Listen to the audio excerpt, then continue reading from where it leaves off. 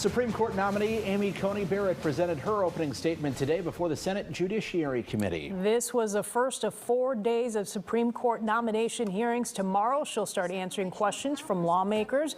Barrett stated that she believes the court should interpret the Constitution and law as they are written, like her mentor, the late Justice Antonin Scalia.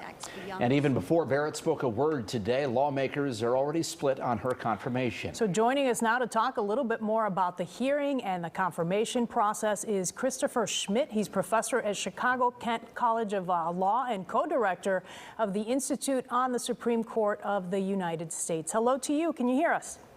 Yes, I can. Good afternoon. All right, so let's talk about what you heard from her, what struck you, and how it falls in line with what we've heard from other nominees in the past. Yeah, so actually we didn't hear very much from her at all. She gave a very brief opening statement, which came at the end of the proceedings today.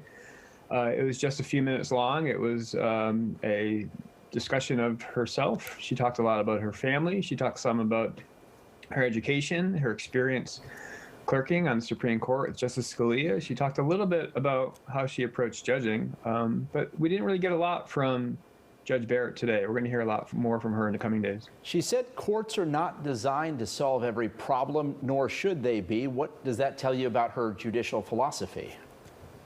It doesn't tell us a lot, I have to say. If you ask most justices on the Supreme Court, they would probably say something roughly the same.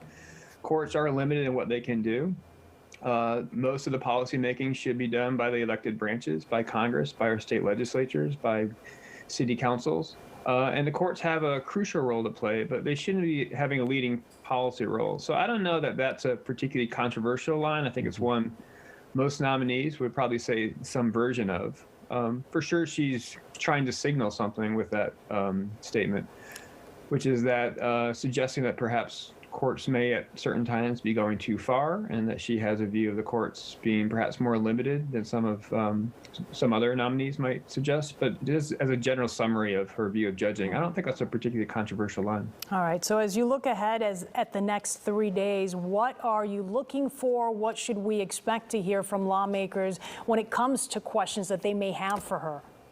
Yeah, so I think today was pretty tame. We got a lot of discussion, but relatively little about Judge Barrett herself. So in the coming days, we're going to see a lot more attention on the judge, about her approach to judging.